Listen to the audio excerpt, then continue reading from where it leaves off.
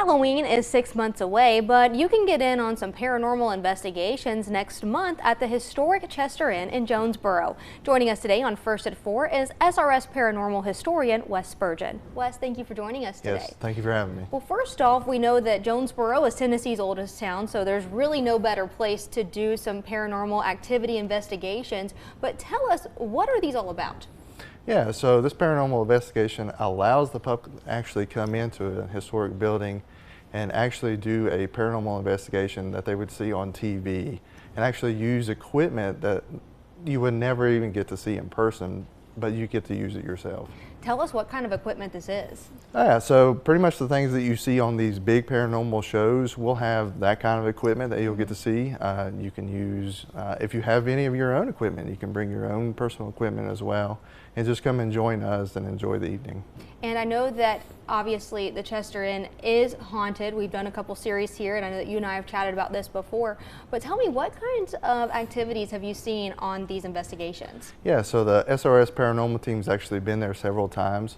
We've actually called audible voices. We've saw shadow figures in the dark. Many of our equipment has been tampered with and so forth and used during those investigations. And I know that you'll be doing this twice in May, and we'll talk about all of those fun details, but kind of walk us through what a night is like at the Chester Inn or any other activity that you all do like this. Yeah, so for the public, the first hour we'll introduce the team ourselves, we'll introduce the Chester Inn and the history that goes with it, and we'll also introduce the equipment that we'll be using. And then for the next 4 hours, we'll go out and actually investigate and see what we can find. And then at the end of the night, I mean, have you had people that, you know, are kind of shocked at the end of the evening? Yeah, we've had skeptics that have come out before. Some we've changed their minds, others not so much. So it's kind of it's up to your own personal beliefs and so forth.